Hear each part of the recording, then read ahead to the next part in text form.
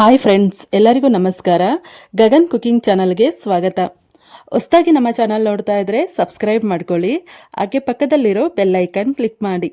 ಬನ್ನಿ, ಇವತ್ತು ತುಂಬ ಟೇಸ್ಟಿಯಾದಂತಹ ರವೆ ಮತ್ತು ಅವಲಕ್ಕಿ ಹಾಕ್ಬಿಟ್ಟು ದೋಸೆ ಮಾಡ್ತಾ ಇದ್ದೀನಿ. ತುಂಬ ಚೆನ್ನಾಗಿರುತ್ತೆ.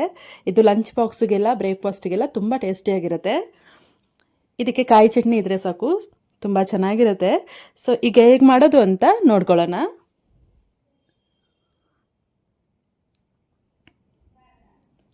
ನಾನಿಲ್ಲಿ ಒಂದು 2 ಗಂಟೆ ಮುಂಚೆ ಈ ದಪ್ಪ ಅವಲಕ್ಕಿ ಬರುತ್ತಲ್ಲ, ಅದನ್ನು ನೆನೆಯೋಕೆ ಹಾಕಿ ಇಟ್ಕೊಂಡಿದ್ದೀನಿ. ಒಂದು 2 ಗಂಟೆ ಟೈಮ್ ನೆನೆಸ್ಬೇಕು. ಸ್ವಲ್ಪ ಚೆನ್ನಾಗಿ ನೀರು ಹಾಕ್ಬಿಟ್ಟು ತೊಳೆದ್ಬಿಟ್ಟು, ಒಂದು 2 ಸತಿ ತೊಳೆದ್ಬಿಟ್ಟು ಸ್ವಲ್ಪ ನೀರು ತುಂಬ ಹಾಕ್ಬಿಟ್ಟು ನೆನೆಸ್ಕೊಳ್ಬೇಕು. ತುಂಬ ನೆನೆಸೋದ್ರಿಂದ ಬೇಗ ಮಿಕ್ಸಿ ಜಾರ್ನಲ್ಲಿ ರುಬ್ಬೋದು, ಇದು ನೈಸಾಗಿ ರುಬ್ಕೊಳ್ಬೋದು. ಇದಕ್ಕೆ ನಾನಿಲ್ಲಿ ಚಿರೋಟಿ ರವೆ ಬರುತ್ತಲ್ಲ, ಅದು ಹಾಕ್ಕೊಳ್ತಾ ಇದ್ದೀನಿ. ನಾನಿಲ್ಲಿ ಸುಮಾರು ಒಂದು ಅವಲಕ್ಕಿ, ಒಂದು ಪಾವಷ್ಟು ಅವಲಕ್ಕಿ ತೊಗೊಂಡಿದ್ದೀನಿ. ಹಾಗೆ ಒಂದು 100 ಗ್ರಾಮು 150 ಗ್ರಾಮ್ ಅಷ್ಟು ಚಿರೋಟಿ ರವೆ ತೊಗೊಂಡಿದ್ದೀನಿ. ಇದಕ್ಕೆ ನಾನಿಲ್ಲಿ 1/4 ಲೀಟ್ರು ಮೊಸರು ತೊಗೊಳ್ತಾ ಇದ್ದೀನಿ. ರುಬ್ಕೊಳ್ಳೋದಕ್ಕೆ 1/4 ಲೀಟ್ರು ಮೊಸರು ಫುಲ್ ಹಾಕ್ತಾ ಇದ್ದೀನಿ. ಹಾಕ್ಬಿಟ್ಟು ಇದನ್ನು ನೈಸಾಗಿ ರುಬ್ಕೊಳ್ಬೇಕು.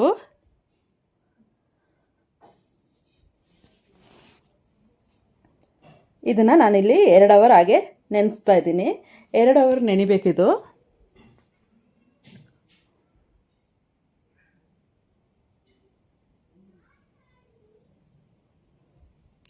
ಇದಕ್ಕೆ ನಾನು ರುಚಿಗೆ ತಕ್ಕಷ್ಟು ಉಪ್ಪನ್ನು ಹಾಕೊಳ್ತಾ ಇದ್ದೀನಿ.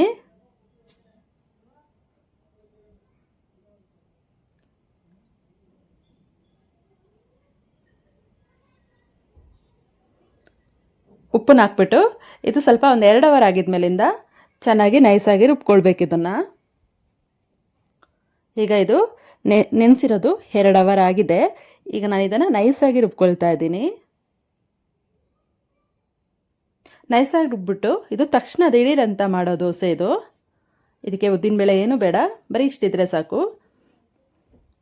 ಇದು ಹುಳಿ ಬರಬೇಕು ಆ ಥರ ಏನೂ ಇಲ್ಲ. ಇದು ಡೈರೆಕ್ಟ್ ರುಬ್ಬಿದ ತಕ್ಷಣವೇ ದೋಸೆ ಹಾಕ್ಬೋದು.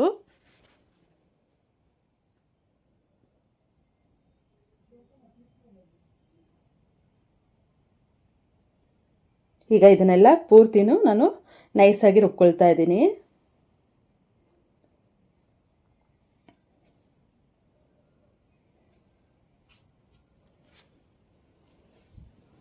ನೈಸಾಗಿ ರುಬ್ಬಿದ ಮೇಲಿಂದ ಎಲ್ಲ ಹಿಟ್ಟನ್ನು ಹಾಕಿ ಚೆನ್ನಾಗಿ ಕೈನಲ್ಲಿ ಮಿಕ್ಸ್ ಮಾಡಿಕೊಂಡು ಮೀಡಿಯಮ್ ಹದಕ್ಕೆ ಕಲಿಸ್ಕೊಳ್ಬೇಕು. ಹಿಟ್ಟನ್ನು ತುಂಬ ನೀರಾಗಬಾರ್ದು, ನೀರಾದರೆ ದೋಸೆ ಎತ್ತಕ್ಕೆ ಬರೋದಿಲ್ಲ. ಸ್ವಲ್ಪ ಮೀಡಿಯಮ್ ಆಗಿ ದೋಸೆ ಹಿಟ್ಟಿನ ಅದಕ್ಕೆ ಕಲಿಸ್ಕೊಳ್ಬೇಕು ಇದನ್ನು. ಈಗ ನಾನಿಲ್ಲಿ ತವ ಕಾಯೋದಕ್ಕೆ ಇಟ್ಕೊಂಡಿದ್ದೀನಿ. ತವ ಕಾದಿದ ನಂತರ ನಾನು ತವಕ್ಕೆ 1 ಸ್ಪೂನ್ ಆಗೋಷ್ಟು ಎಣ್ಣೆ ಹಾಕ್ಕೊಳ್ತಾ ಇದ್ದೀನಿ.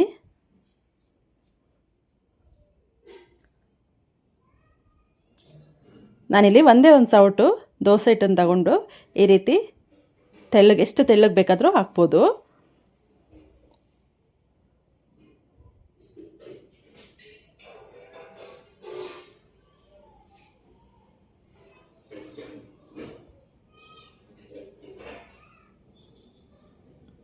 ಈಗ ನೋಡಿ, ತುಂಬ ಟೇಸ್ಟಿಯಾಗಿರೋ ದೋಸೆ ರೆಡಿ ಆಗುತ್ತೆ.